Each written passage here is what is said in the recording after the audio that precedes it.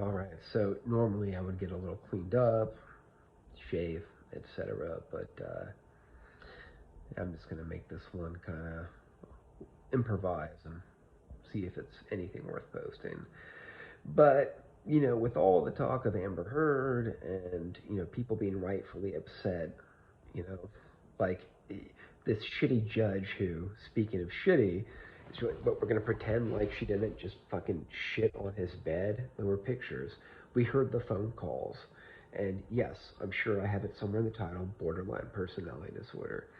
She 100% has it. I guarantee fucking you, she's borderline. Now, when you get into, and there was a lot of that in the phone calls and the transcripts, how a person should react. That's a big one. Oh, like just perceived changes and like, oh, a person made a look like you're constantly walking on eggshells. The person's fucking dynamite, and anything can set them off. You look at it in like videos of when they're together, and you can just see like him being afraid of what's, if he you have to word everything. Every fucking syllable has to be perfect up to their standards to not set it off. Or you can have a fucking, hurricane on your hands. And, because there's a lot of, the fear of abandonment. And they'll act like, actually, it was actually Jordan Peterson. I know how a lot of people feel about him. But regardless of how you feel about him, he made a good point that the biggest thing is fear of abandonment, but they behave in a way that makes abandonment completely inevitable because it's not something. And the thing that makes it so frustrating with people who are borderline is they refuse to acknowledge it. It's almost, personality disorders you can't fix with a medication. Mood disorders, medication can help. There's no cure for most things. But personality disorders, narcissism, sociopaths, things like that, there's not a lot they can do. Though it can help if a person will at least acknowledge it.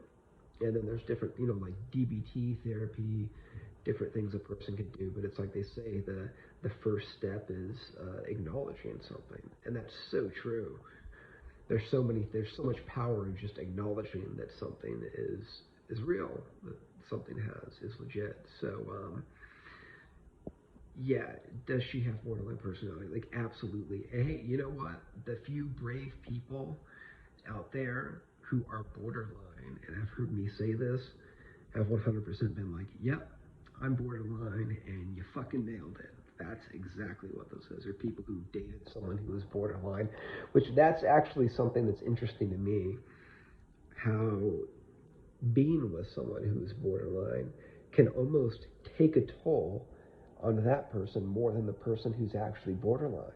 Where like you almost become a shell of your former self because it's just so exhausting, and you just kind of go along with anything and everything just to like not set off that bomb.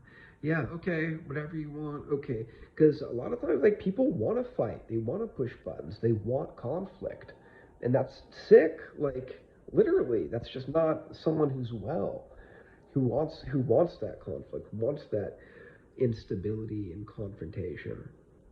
But that's the thing that really gets to me because I'm speaking from personal experience. That's what is motivating me to make this right now. This whole, like, look at what you made me do, look at how you made me react. You said this, so that's why I, had this huge overreaction. And that's just it. Everything is a huge, exaggerated, response to everything, no matter what it is. It could be the smallest thing.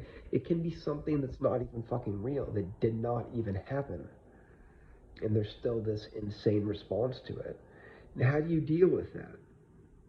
Now, I think the person who actually is borderline, it's mature and responsible of them to say, hey, until I get help, I'm not capable of being in a relationship.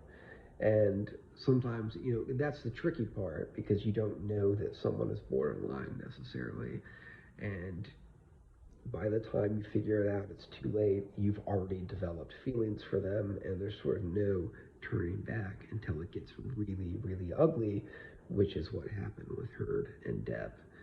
But it's just such a shame that he's been dragged through the mud, and you know, because, well, I know I heard that he was paid in full for the Fantastic Beasts.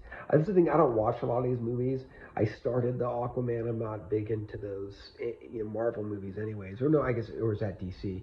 Anyway, it didn't do anything for me. The second I saw Heard's face, I was like, no. And frankly, like, sorry, people, I'm not a huge Jason Momoa fan. I really never have been. I think because, like, well, that's a different video. But in Game of Thrones, like the whole Khaleesi rape scene, like everyone freaks out about everything on social media. But he totally got a pass for the whole thing with Danny because of the way he looks and his muscles and all that shit. He got like 100% free pass, and like that always annoyed me a little bit. Not that I thought he should have been attacked, because that's what happened in the books, and they were true to the source material. Same thing with Joffrey. Like, he only did what was in the books, and he did it very, very well. So these are characters, not the actual actors. But just something about that always irritated me. Anyway, yeah, so I couldn't even finish it, and I don't give a fuck about Aquaman 2, but it's more about the principle that she's getting work. And every day, there's some new story about that pops up on your phone, because the way that the algorithm works, you click on one Heard story, then you start seeing them every day. She's being eyed for different roles constantly, and it's gross. It really is, that she could come out ahead running like literal victory laps. I think she was doing one like topless or something like that. Like, oh yeah, there's a stable person running around topless, fucking wee, I'm off the hook. Like, I won my case. Who is this idiot judge anyway? I don't know a lot of those details, but like, man, that guy should not be a judge. Anyway, this is way longer than I wanted it to be. But if you have borderline, or you've been with somebody who is borderline, I think you know that I'm onto something here at the very least. So yes, Amber Heard has borderline personality disorder. Full stop. Really that simple. Good luck to us all, right? Crazy times, fucking pandemic, all this shit. Should we be worrying about some crazy bitch, right now? Not really. But for those, who care about Johnny Depp, I'm 39. I've grown up with him my whole life, from Edward Scissorhands all the way up to Fear and Loathing in Las Vegas. Those were really my prime Johnny years. Like, Edward Scissorhands to Fear and Loathing in Las Vegas was like, hell yeah, everything in that time period was just so good. And he's a great character actor, but that was more my time frame with him. Anyway, yeah, best of luck to us all. We need it, right? All right.